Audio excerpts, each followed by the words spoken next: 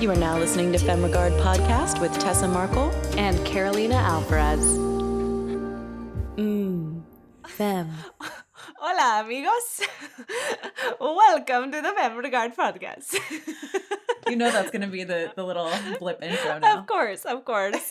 I'm just laughing because Tessa and I are talking about who's going to read our intro for this next guest, and I just feel like I'm going to stumble on my words, but we're doing good today, guys. We're doing good. And that's what editing is for.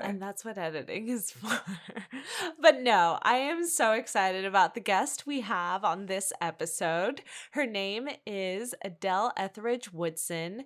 She is a classically trained film and visual media composer. I found her on the IG, which I'm going to mention in the intro to this episode, but most recently, Adele scored Pant Hoot. It is a documentary short featuring Dr. Jane Goodall, yes, Miss Goodall herself, for which she was nominated for Best Original Score at the International Sound and Film Festival of 2020. So that's like super dope. Like we all remember Jane Goodall, like definitely an idol of mine and to many young women especially, I'm sure. So that's I feel like if so she cool. wasn't one of your heroes growing up, like who are you? Like, who are you? Do you just hate animals? Like, okay, anyway. But no, exactly. That's why, and it was so cute to hear like how she's been such an inspiration for her. So definitely really cool to hear about that. But there's just, oh my gosh, you guys have to go check her out because she's done things from her first string quartet was humble hip hop variations of a theme by Kendrick Lamar, which I need to listen to because that just sounds dope. But she's violinist first, and then we get into what sound, music composition, scoring is all about, and what like how it varies from project to project. And I think for the independent film community, you're always scared that that's going to be like so costly, and it's definitely something you need a budget for, guys. But I think truly I think she makes it sound a lot more affordable and just accessible all around. Thank you, that's the word I wanted to go for. Thank you, Tessa. No problem. Yeah, like I really feel like you guys, you find the right partner to work with in any of the producing vein paths, worlds, whatever, you can really get them to work with you. You know, that's at the end of the day, you can always like usually be able to negotiate, and as long as you want to compensate everyone, so as long as you just do that in a really ethical way, I think you can get her done. Yeah. So let's go get it done, y'all, and tune into this episode. Girl, have you listened to Hags yet? Oh my God, yes. Let's tell the fam about it. So, Hags is a weekly podcast dedicated to deconstructing and demystifying how society values gender by asking key questions like, for the love of God, why? Yep. And each episode begins by celebrating a boss-ass bitch from throughout history before tackling our ever-changing understanding of modern intersectional feminism through history, pop culture, current events, personal anecdotes, and embarrassing childhood stories. Co-hosts Riley Rose Critchlow and Nicole Weiland are frequently joined by special guests like Gates McFadden, Troyan Belisario, Gina Susanna, Liz Jenkins, Brianna Cuoco, Ione Butler, Jazz Thornton, and Jen Mora from Voices of Hope, and many more. The show is produced by Alex Reeves and Point of Blue Studios. Follow them across the social medias at Hags Podcast for more. Hello, fam. Today we have Miss Adele Etheridge Woodson coming on. She is a film composer, string arranger, and producer that your girl flagged on the IG because her shit is fire. And it's just been so cool. I just really admire the work of composers because it's a world that Tessa and I still are learning more about, because it's a world we don't get to like see on a day-to-day or understand all the different working components. And I really like that on your IG you're doing all these BTS of like what goes on during your recording sessions. And then also like I just love that you DJ and do this other stuff that I'm like so like that's such a vibe for me. So Covers all the bases. all the bases. Like I just really like gravitate towards that. So we will pimp out your IG, but hello, thank you for agreeing to come on. Of course, I'm happy to be here. Thank you. Why don't you just tell us how you got started and like what led you to film composition specifically? Yeah, so the basic gist of it is I started playing violin when I was 7 years old, and I started with Irish folk music, and so I was learning by ear, and then about 2 years in, I became more classically trained. And I'm not sure how familiar you are with violin training, but it's pretty intense for a young kid. But I liked it for whatever reason. I was fine with it. I went to a arts high school, so I was playing music every day. And then probably, I would say around 15, I was feeling kind of stagnant in my music making. And something that I came to realize was I didn't like my lack of agency when I was playing in the orchestra. I was just playing whatever music was put in front of me and what my teachers had decided to give us. And I felt like I was really lacking this artistic notion that I wanted to create something too. And so that was when I started getting into composing. I think I started trying to do classical composition, and I just didn't feel quite inspired by that. And I think over time I realized that film soundtracks have been so special to me since before I can even remember. I mean, the way that my dad and I used to spend time was just watching movies together. And so it's just a special feeling that this music is able to stick with you even from childhood, especially like the Pirates of the Caribbean soundtrack. I used to pretend I was a pirate. I would like swing around on my bunk bed and stuff. Girl, same. Yeah, just like things like that. It's just you don't Or like every 90s soundtrack from right. like I'm blanking out like literally all of them. There's a nostalgia that just triggers within you. Yeah. Like, oh yeah, this is the nostalgia. Mrs. Doubtfire, that's what I'm trying to say. Like literally the opening and closing sound, like you hear that sound in like every 90s film and you're like, oh, my childhood. Exactly. That's how I feel with Harry Potter. Just any music from Harry Potter, love that. It like transports you to the other world, right? And I realized that these stories that were so special to me as a kid, like there are people making these stories and this music. And that was when I was like, oh, film composing is a thing. That's pretty cool. And then I just kind of, I wouldn't say fell into it, but I kind of dipped my toes in a little bit and ended up really liking it and really committed myself to making that kind of music. So I just want to be able to help create music that makes people happy, right? That makes little kids want to dance or however people respond. I just hope that they like it. Yeah. It's that emotion that you're drawing out that you want to like have the audience feel along with the visual. It's like it's a marriage there. Exactly. Yeah. And I imagine it has to be, I don't even know if tougher is the word, but a lot different than just, writing music to like specifically compose it to go along with the film, I mean, because you're not just, it's not just like, oh, I have this idea in my head, I'm going to create it and it sounds good. It's like, I've got to match it to this and match it to the mood and, all of that. And I imagine that can get pretty like technical and tricky. Yeah, it depends on what I'm scoring and also who I'm scoring for. Certain filmmakers some people have very specific ideas of what they want, and it's very much like you must compose X, Y, and Z because that's what I want. And then there's other filmmakers who aren't quite sure, and that leaves a little bit more room for experimentation. So in certain situations, you don't have to line up the score like immediately to each cut. That you might see in action or like fight sequences. But again, it just depends on the filmmaker, the genre. Sometimes they like it to line up with the cue. Sometimes they don't because they feel it's too obvious. it changes every single project.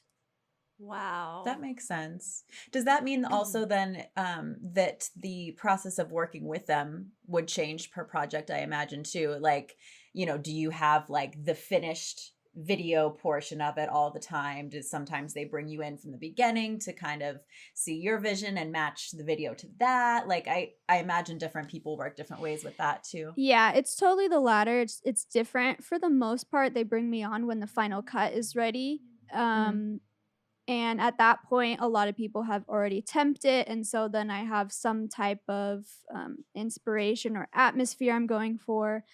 If I'm working on a piece that needs music on set, that's a little bit different. And that's when I'm reading off of a script or just going off a conversation with a director. And in those cases, I like those experiences a lot because it gives me more time to mess around. And the filmmaker doesn't feel quite as stressed with deadlines.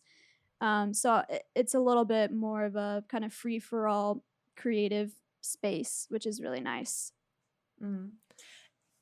Excuse me. And an example of that, like having the music on set, would that be something like a fight scene, like that you mentioned, that things really feel like they should line up specifically to the sound? Or not necessarily that. Like a real life example is the soundtrack for Joker. She actually sent in a bunch of music before they even started filming. So the really famous bathroom scene, they were playing her score on set. So that's an example of when they might want to play the music to get the actor in the mood and to get the atmosphere. I'm also thinking of I scored a Western and they wanted a pianist on set playing what I composed. So in that case, you have to have the sheet music ready for them and everything like that. If you think about like musicals like La La Land, also the music has to be done before filming, of course, because they're lip syncing or whatever. So there's a lot of different options. But I would say for like fight sequences and stuff, that's choreographed by the filmmaker, and then we just come in and kind of like hit certain points to make it more exciting. Gotcha. Interesting. I guess that's something I haven't really thought about before, like having the music on set for moments like that. That's kind of cool. I like that idea as an actor, like to have that soundtrack to, you know, pull that emotion from. Totally. Yeah. I think it's like very like even when you're writing a script, like you use music to influence that. So I totally see like how you have to work off a mood. And so going forward, like from that, like, you know, you as a writer, then director, you're making a project. Would you say when a filmmaker is first contacting you on a project that they position some ideas? Is that something you ask for? What are those first conversations like? And what's the most helpful thing a filmmaker director can bring to you to help you do your best work? That's a great question. For every single project, I always start out with having a creative conversation. So I like to hear in the filmmaker's own words what the story is, what they want the audience to feel. So in that particular conversation, if they have like a certain instrumentation or they're like, I love strings, I want to have strings. Sometimes they are very against certain instruments. I don't want trumpet. I don't want whatever. So those are always good. I don't want trumpet. I just think that's really funny. That's kind of a funny moment because sometimes filmmakers think that they're saying the right instrument and then it's actually a different instrument. So that's when it becomes it's that French horn. Exactly. I hate the That's when it becomes dangerous territory, right? So I try to just ask for things in a storytelling perspective and what they want the audience to feel, as opposed to more logistical things. And then from that creative conversation, we have a spotting session where we go through the whole film and they give me specific timestamps that they want music in and out. And then we'll talk about things like transitions, if they want to bring back certain cues throughout the film, this kind of idea. And certain spotting sessions, the director is like, I only have a few timestamps. You're welcome to score certain scenes if you'd like. And other times they're like very much already know what they want. And again, that's just a a personal preference. And then from there, it's Mhm. just demoing, sending them versions, revising, sending them versions over and over again until they like it. Yeah.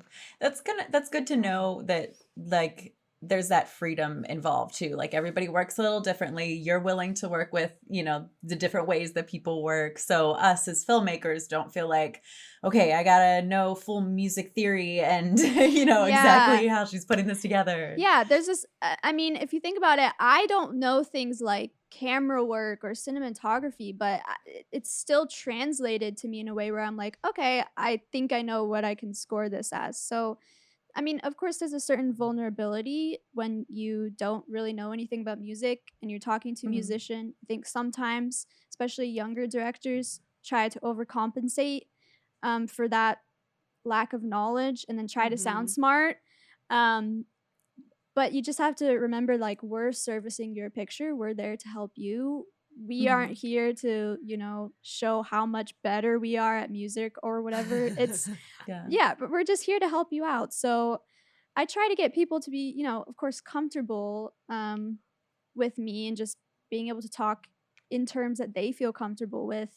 But Mhm. sometimes it does require a little bit more back and forth where it's like, you don't have to talk about specific theoretical chord structure with me. That's my job, Yeah. right? So, yeah. Exactly.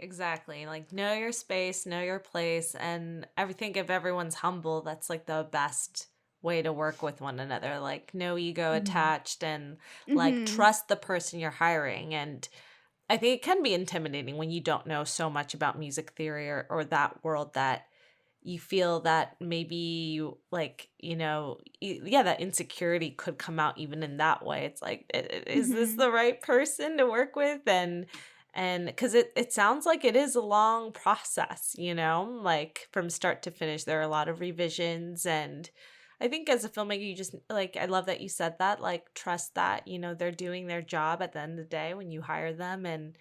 And it's all collaborative here Mhm. Mhm. in the independent film Yeah. space. Yeah. We also learn as composers, sometimes when we're brought on, there's been maybe some obstacles that the director has already encountered, or maybe some difficulties in other areas of pre or post production. And so sometimes directors are bringing in feelings and frustrations from other areas of the filmmaking process. And Mhm. we, as composers, because we're almost like one of the last team members brought on, we have to kind of feel it out, be like, okay, they're feeling a little bit frustrated, so I'm going to make sure that I'm a stable thing in their life right now that they can rely on, and make sure everything's brought in on time, like that they're not feeling. I mean, I totally know that feeling of like you're reaching the end, you're freaking out a little bit, and then suddenly you have this musician on board and you don't know how it's going to go. And so it's very much like a empathy job as well. Like we have Mhm. we have to we have to be there and be like, it's gonna be okay. Like I'm gonna make sure it's Yeah. okay. And that's kind of our job too. Aw, I love Yeah. that. That's so well said. And like, um, and you guys make such an impact on the film though, too. Oh Like, yeah. let's just credit that as well. Like when you're like Tessa and I, that we'll like on any video, really, like we're working on something, and the moment you add the right music, it just changes Mm-hmm. everything. Mhm. Right? Or Yeah. in a movie. Like, think about that as filmmakers who are listening into this, like it just creates the whole world and like brings the emotion. I It's think even kind of subconscious sometimes too, like if you're yeah. not someone that's super into like I don't know movies or music or like specifically film scores, like you don't even necessarily notice it because it just feels like it should be there anyway, but if Mm-hmm. it weren't there, it would be so lacking and you would not have the same reaction to it. Totally. Yeah. And that's when it comes into sometimes scores have to be subtle. So the Mhm. audience might not be noticing the score specifically. But like you said, if it wasn't there, the audience would kind of feel some type of Something's weird dead missing. zone space. Yeah, exactly. Like the feeling of something's missing. So a lot of the time, there's more like ambient scoring that I'll have to do just to Mhm. fill that space. but still making sure that the primary focus is what's happening on screen. Yeah. Gotcha. So how often are you working with like an orchestra for a piece versus like you doing your thing on the computer with all the magical buttons that make instruments? Mostly the latter. Orchestras are really expensive, and I figured.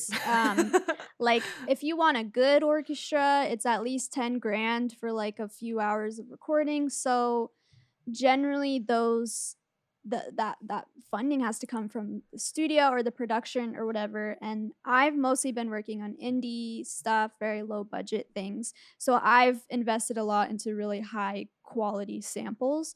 But the reality Nice. is, even if you have an orchestra playing on a score, composers will still add in samples to make it sound bigger than it actually is, which the audience doesn't really quite notice. But if you think about hybrid scoring, especially with composers like Hans Zimmer, who have those huge sounds, there's no like physical way just an orchestra can make those sounds. So I think nowadays, with the power of technology that we have, almost every composer is using sample libraries.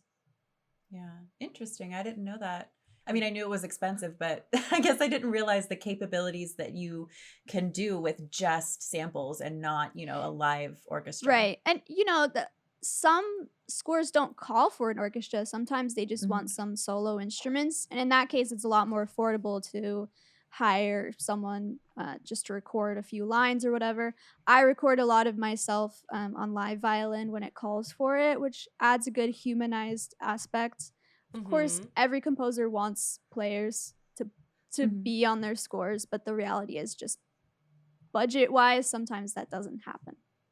Yeah. I imagine that's too like a whole nother thing for you to have to learn, and be creative with. It's like you're not physically playing these instruments, but you're, in total control of what they're creating. You know what I mean? So it's like virtually playing instruments in a way. Yeah, exactly. And that's when music theory and knowledge of orchestration comes in, because you have to know the physical limits of an instrument. To me, it's really obvious when someone, for instance, doesn't know how strings work, and they'll play something that the computer will play, but physically someone would not be able to do on a real instrument. And so that's when composers we have to study, how these things work. For instance, some instruments require breath, so you can't, hold down a key for 5 hours. They'll need to breathe. So it's just little things like that make it feel more human, just from that knowledge of how these instruments work. Yeah. That's so again, like something that I totally wouldn't have even, thought of. And I am a musician. Like I play the flute and the piano and I sing. Like these are all things I know. It's a lot. I feel like it's a very composer way of thinking about an orchestra. Whereas if you're a flute player, like when I was just playing in the orchestra, I only thought about what the violins were doing because everything was about me, right? So, but now it's like, okay, we control this whole entity. We have to know that all of these players can do the things that we want them to do. For sure. And I love that, like, and most of our listeners are from the independent film space, that it's a relief to hear that you have the technology these days to back up everything that you're trying to accomplish, that you don't need like 10 grand of your budget, which is probably your whole budget, to go to an orchestra. So is it more affordable than to work with someone like you in that space, since you can create all these sounds with samples and etc.? Yeah. And you know what? Like, I'm really flexible with my fee. If there's a project I really want to work on and they might not necessarily have as high a budget as some other things I've worked on, that's when like negotiation tactics come in. But at the end of the day, if you're signing on to do a project, no matter what your fee is, we dedicate ourselves to making sure it's the highest quality it can be. And that's why we've invested so much into our technology at home, so that we can do that for you. Yeah. I mean, I think that's something I'm glad that you mentioned that for anyone that you're hiring out for, you know, whether it's music or any aspect of your film, like they're going to want to present their best work too, you know, like you want to be proud of what you're adding to this film. And we all understand it's indie filmmaking. We don't have a lot of money, you know, but like be aware of that when you're talking about negotiating a fee with someone, is like they're going to do their best. If they've agreed to come on this project, they're going to give it their all. That's what we do as creatives. So like, don't shortchange them. Yeah, that's a whole thing. I think it's also like being a woman in the industry, it's sometimes difficult for me to talk about money. And that's something I'm trying to get better at as well. But having someone to advocate for you, like a manager or someone, also helps a lot, because then you're just seen as a creative person and not the negotiator. So that's a goal of mine for this year, is to get someone to advocate for me. Yeah, definitely. I think that's something too that I was only really more recently made aware of, is how many, like, I just think of, you know, agents and managers for actors, and like didn't realize how many other different positions have agents and managers and the people to advocate for them, and how important it is. You know, it's another thing that seems obvious, but I'm like, oh, okay, yeah. Yeah, it's if you've done anything like semi big, every composer has an agent. Obviously not all of our work is coming from that agent, but in a way it's someone in the room again to negotiate on our behalf. So I would say, yeah, not even all the big guys, like even people who work on indie films sometimes will still have agents as well. It's pretty interesting, really. Yeah. And that was like when we were talking to a filmmaker, a cinematographer, director of photography, about him having an agent. I was like, and then being a part of the whole like equity guild or whatever it's called, and butchering it. But it's like, you don't think that, again, that those people actually have agents themselves and are represented. Yeah. So do film composers. That's so interesting. Yeah. The one thing is the film composing world, we haven't unionized yet, unfortunately, unlike pretty much everyone else in the post-production world, except I think like special effects artists. So that's a whole thing in itself, and we've tried to unionize several times and it's just hasn't worked out quite yet. We do have guilds, and obviously we have agents and managers too, but that's a whole fight that's happening on the composer side too, is trying to get ourselves unionized, and I have no clue if that's ever going to happen, but you know, fingers crossed. Yeah, totally. Hey everybody, I'm Chris Fafalius, and I'm the producer of Krista Makes a Podcast and the host of the One Hit Thunder podcast. And I'm Matt Kelly, host of Horror Movie Night and the producer / the head of content for the Geekscape Podcasting Network. Between the two of us, we have, believe it or not, 25 years of podcasting experience, and we want to help you start your own podcast. We know podcasting, and we want to share that knowledge with you. So whether you're new to podcasting or you want some feedback on your currently active podcast, we want to help. Or perhaps you're just overwhelmed with all of the editing work. Well, we can help you with that also. You can contact us at info@weknowpodcasting.com for more information. We're excited to help your podcasting dreams become a reality. And I want to get into some projects that you just recently worked on as well. I mean, I have a whole list here, but I'll let you talk about the ones you're most excited about. But I do want to hear about Panthoot specifically, which is a documentary that was about Dr. Jane Goodall and your experience with that. And yeah, any other projects you want to tell us about that you've been working on. Yeah, well, Panthoot was amazing. It focuses on Jane Goodall and also this man, his name's Stanley Nyandwi, and he's known as the Chimp Whisperer. And Panthoot is the term that they use for the sounds chimpanzees make, because they're very advanced, really, like in their conversation that they have with one another. And Stanley himself learned how to communicate with them in that way.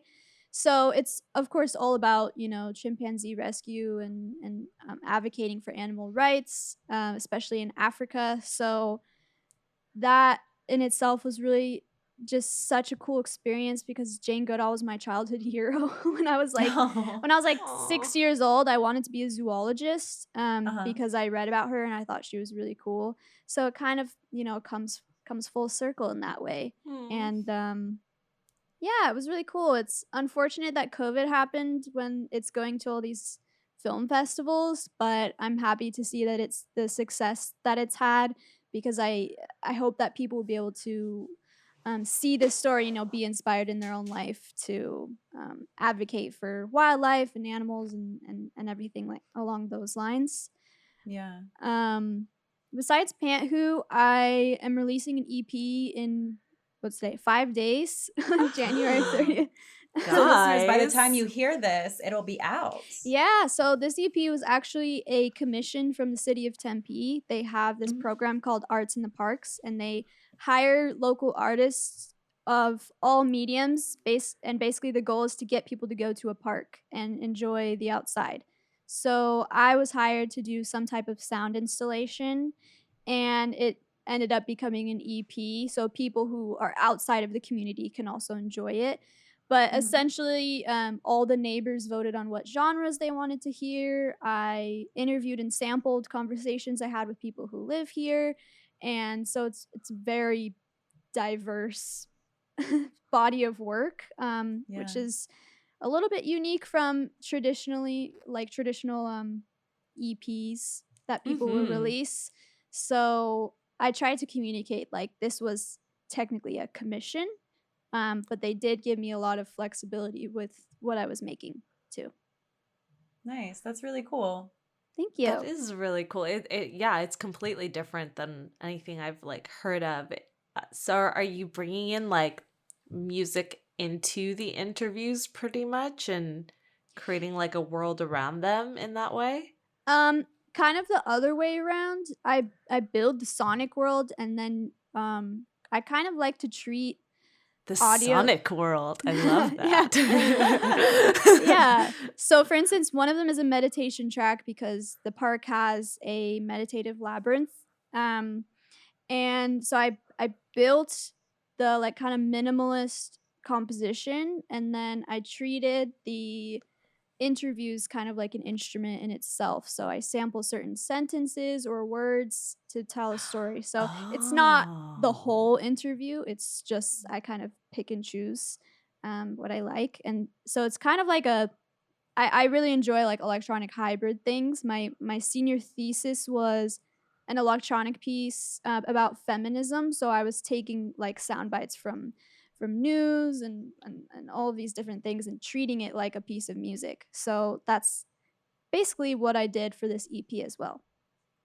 That's so cool. I love that idea. Wow. I feel like that's like the air quotes modern art version of like a film score. You know what I mean? Like it's almost like an abstract kind of. I love that idea. Though. Yeah, it's very unique. Thanks. So it is technically a sound installation, and I noticed in the past when I've visited sound installations, they tend to be very avant-garde, like ambient, and that's fine, but I wanted something that would be more exciting and that could live on its own as well. So people, it's good to know the backstory behind it, but people can still enjoy it like at its face value, and it doesn't have to be that deep if they don't want it to be.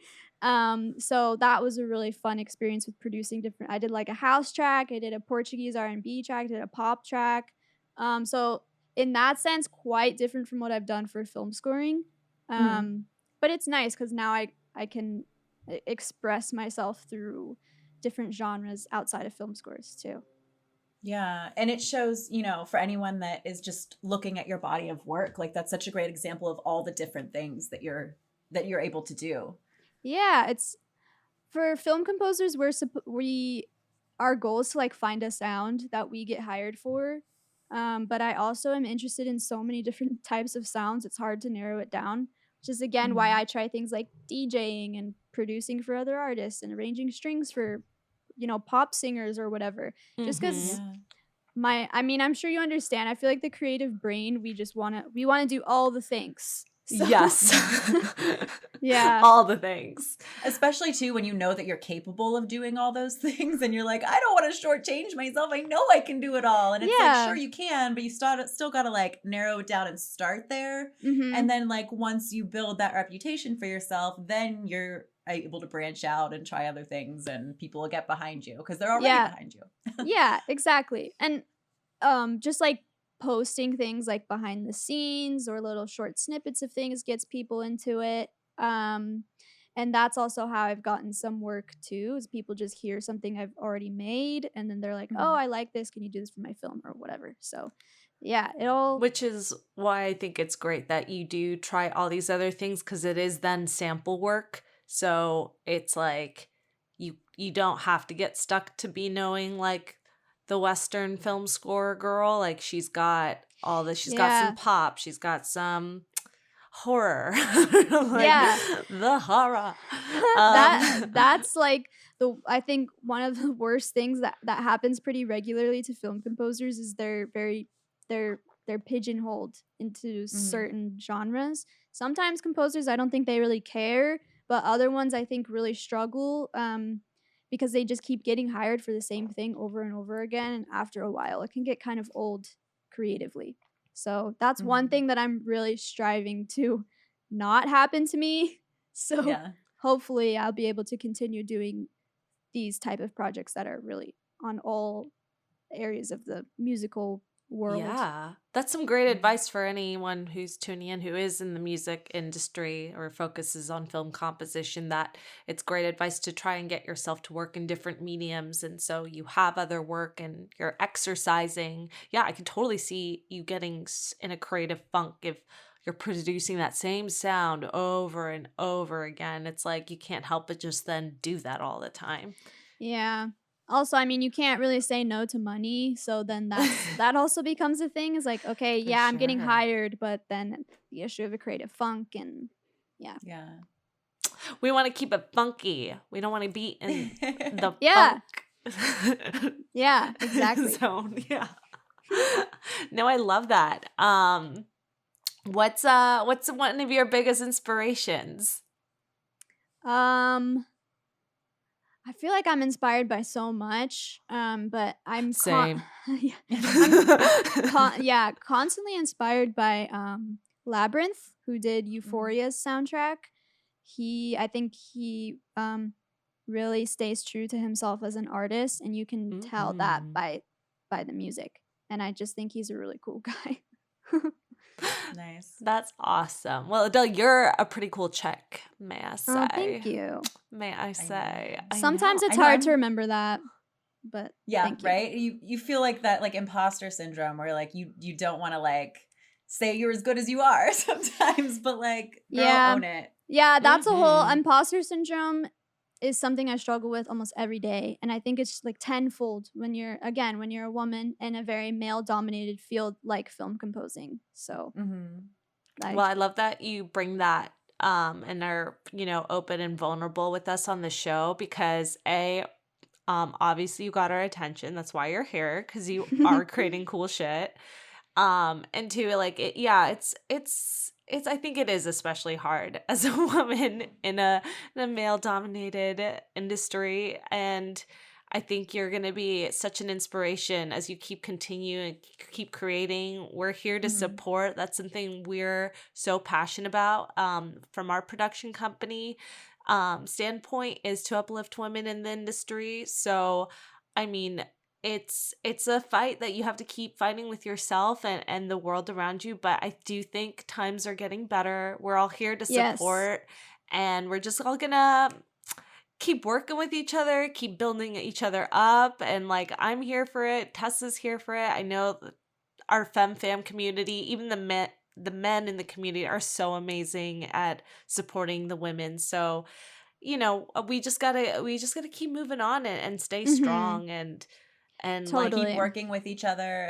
Yeah. It's all, I think the best way of combating imposter syndrome is by having allies. People, no matter who they are, people who will support you and want you to succeed. Because there are people out there who don't want you to succeed. But for the most part, even women, like, I'm sorry, there's some women out there that just don't, like, they get scared if they're like, okay, I've worked so hard to be here, like, I don't want to see her take my spot, my shine. And it's like, we can't do that. Like, we'll never continue to grow. And so I think that is so important that you said that really is the way we can continue to create changes in our industries, is by banding together. Yeah, I love that. Yeah. And you know what? Those people tend to be quite jaded and very negative, and that's a thing that they have to deal with on their own. Like, just being surrounded by amazing artists and amazing women who uplift and inspire really helps me to keep pushing, keep going. Yes. I love Yes, snaps. We got some snaps. I love it. I love it, girl. I mean, I'm inspired. I definitely want to pick your brain maybe on our own time about like projects in the future or something. I definitely could see us all working together. It's exciting to, I do think it's so funny. We had an entertainment lawyer on this season, and I think it's the same thing with literally any department you work with. It becomes like a very personal thing when you're working on a personal project. Like, it's not like, oh, this is just some network show. I think everything, even in that space, it's like, it's very personal. And when you find someone who like understands like your world, your psychology behind what you do, it's just so important to have that bond, have that tie. And like, I just find it's amazing how that really blends out throughout the entire production experience and the people that you hire to work with. Like it's all like everyone has to have that same brain and mind and be for it. And again, like we just love women, working with women too, especially who are baddies. So yeah, I'm excited, girl, and we are excited to see you keep growing with your EP and like your other. I'm sure you're gonna drop some more EPs too in the future that are more like music oriented. Yeah, I think finding my voice as my own artist is something I'm still experimenting with. Absolutely. You got to at first in the beginning. Yeah. Then you get to know yourself and what you really want to say. Yeah, and you know that I feel like that journey never really ends. So I just try to enjoy where I'm at right now and being thankful for all the opportunities that have been given to me already. So it's just like a constant state of like wanting to keep going and also remaining grateful for the people who have given me a platform. Totally. Aww, yeah. I It's just love taking those that. moments out for the gratuity and like reminding yourself like it's okay to pat yourself on the back too, you know? Like be proud of yourself. Yeah. It's very much a perfectionist thing. Like you're like, okay, that's done. Like I'm going to keep going now. But it's good to also be like, okay, I did that thing. It was pretty cool. Like I'm proud of myself. How many times as artists do we really take a second, like after we finish something, especially like that was like kind of grueling, as in just like a lot of work, a lot of effort, to then sit back and be like and relish in it. Like I feel like we don't always allow ourselves that moment to really relish in our accomplishments or just finishing something that was so like time consuming and took a lot of our energy. And I think that's something we, you know, guys who tuning in, like give yourself that moment. I found myself catching myself doing that. Like, you know, you have so many projects going on. It's like, wait, I still want to meditate and take that moment, like to be like, wait, I should be really happy right now. Like, you know, it's great. I have Tessa for us to like take a moment sometimes with each other, even be like, okay, we just knocked all this work out, but like, let's also be excited. Like, let's stay excited, because that's when work just becomes work and you lose your purpose, what was driving you to do it in the first place. Yeah, and that's why it's good to have friends who just are like, hey, that's really awesome that you did that. And you're like, oh yeah, it is pretty cool. Thanks for noticing. So just having people like that in your life too helps a lot.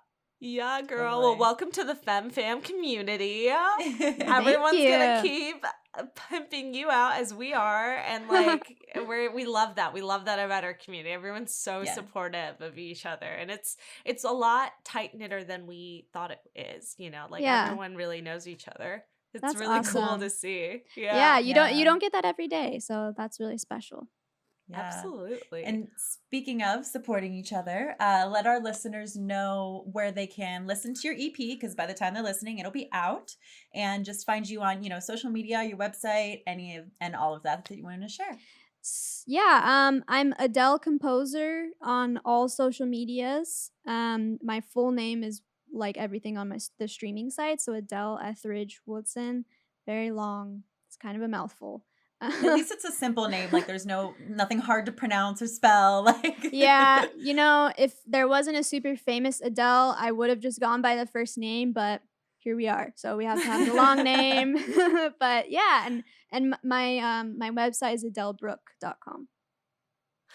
Awesome. Perfect. Guys, make And is sure. your EP going to be on the website or? Yeah, it's going to be everywhere. It's going to be Spotify, all the streaming, Bandcamp, and I'll be sure to link it in my website as well. Awesome, guys. Make sure you follow, check her out.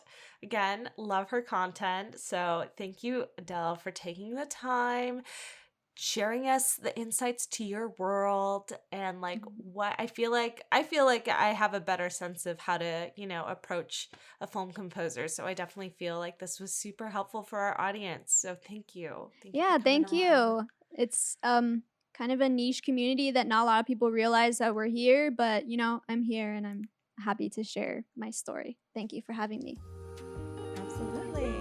Thanks for listening to Femme Regard Podcast. If you like what you hear, tune in every Friday for more tips on the filmmaking business and insightful conversations with industry professionals. We can only grow with your support, so please subscribe, share, rate, and review. You can also join the Femme Fam on Patreon. For more on us, check us out at femregard.com.